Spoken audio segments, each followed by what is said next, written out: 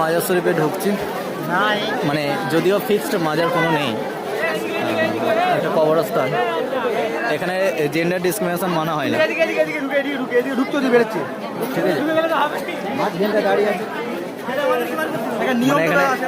Gender discrimination মানা হয় না এখানে, নারী পুরুষ সবাইকে সমান অধিকার দেওয়া হয়েছে বলছে।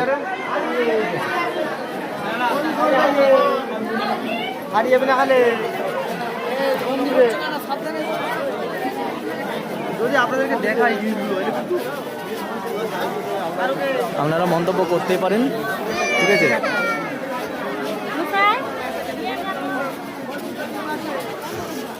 যখন আমি ক্ষমতায় থাকবো তখন আমি দু রকম সিস্টেম করবো, বিকেল 4টে থেকে সন্ধ্যে 6টা অবধি শুধুমাত্র মেয়েদের জন্য অ্যালাউ করবো, এবং তারপর ছেলেদের। এমনি ছেলে মেয়ে একসঙ্গে মাজারের মধ্যে এই তো ভণ্ডামি গিয়ে আমি সহ্য করি না।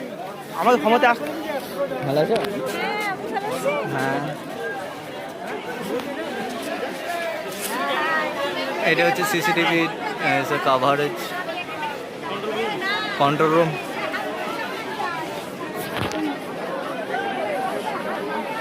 হ্যাঁ, এটা হুজুরের মাজার শরীফ।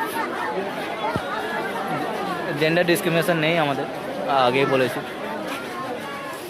এরপর এটা সঠিক কি বেঠিক আপনারা যুক্তি দেবেন।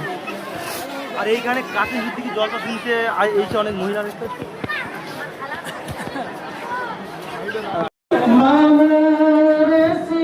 মাহফিল যেখানে হচ্ছে সেই প্যান্ডেলে আমরা প্রবেশ করছি।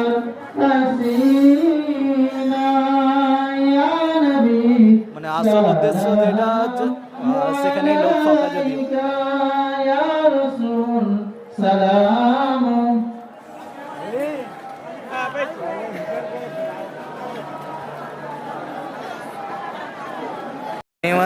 মেহমানদারির জন্য হালালি চলছে, এখানে প্রচুর পরিমাণে হালালি হয়ে থাকে।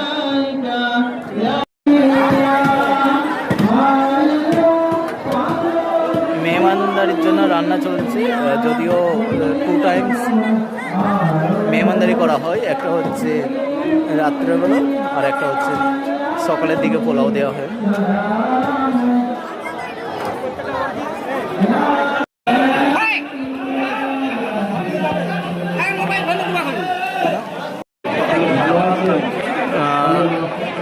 এই যে মেলা চলছে,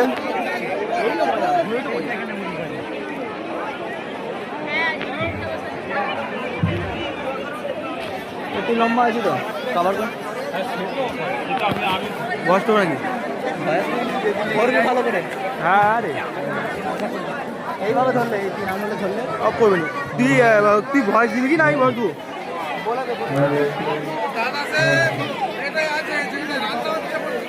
এইখানে দেখতেই পাচ্ছেন পুরো মেলা স্টার্ট হয়ে গেছে। লাইভ দিবে লোকটা আমার গায়ে ছুলেই বললি, বুঝলি, মুখে মারতে হবে, গুম গুম করে দিয়ে কিছু হবে ভাই। আমাদের অভিজ্ঞতা আছে, আমি ভিডিও ছাড়বো না।